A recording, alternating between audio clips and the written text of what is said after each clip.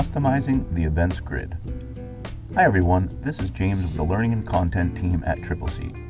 In this video, we're going to focus on how to customize the Events Grid to group, sort, and filter events within a booking.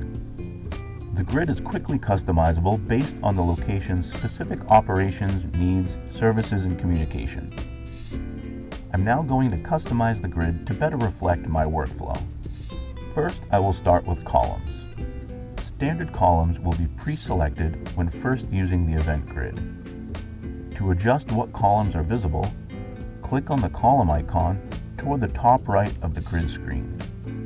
The Customize Columns window shows what is hidden and visible. To change columns from hidden or displayed, you can click and drag the column names back and forth between sections or highlight them and use the left and right arrows. I can also select multiple options by clicking Command and then select the columns I want to move. These columns will stick in the events grid for any booking you are working out of, so if you remove or add a column for one booking, it will reflect on all bookings. Ordering columns. To change the order of the columns, click and drag column names to your preferred order or highlight and use the up and down arrows. The order of top to bottom will translate to left to right when viewing. Once the preferred column layout is adjusted, click Apply Changes. The order of columns can also be adjusted directly from the grid by dragging and dropping in the preferred order. Sorting by column. Once columns are set, the grid can be sorted by appropriate columns by clicking on the column name and adjusting the arrow to ascending or descending order. Let's sort the events by event start date. Columns can also be resized by hovering and then clicking and dragging by the top of the column borders left and right for the desired width. Here are some column management tips. Be sure to use the appropriate columns that fit your needs and workflow. Avoid any redundant columns such as location if you only have one location.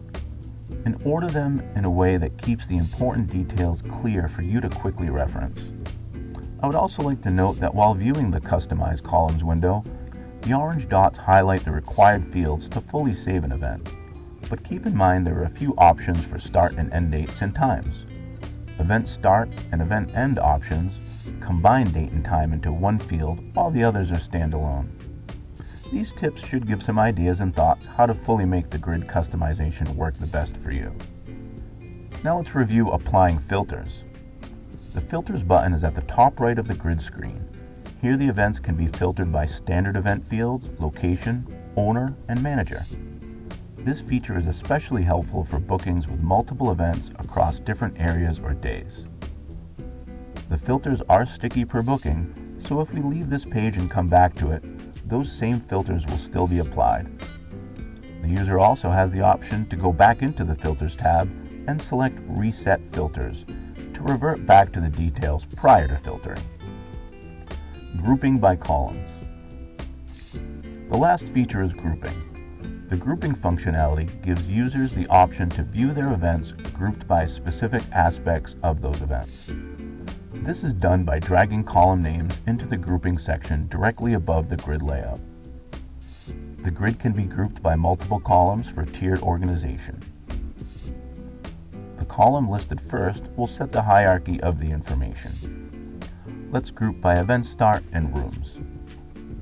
Thanks for watching, and if you have any questions, please contact our support team at support@ccc.com or by clicking on the Help and Question button on the top right corner of any screen in CCC.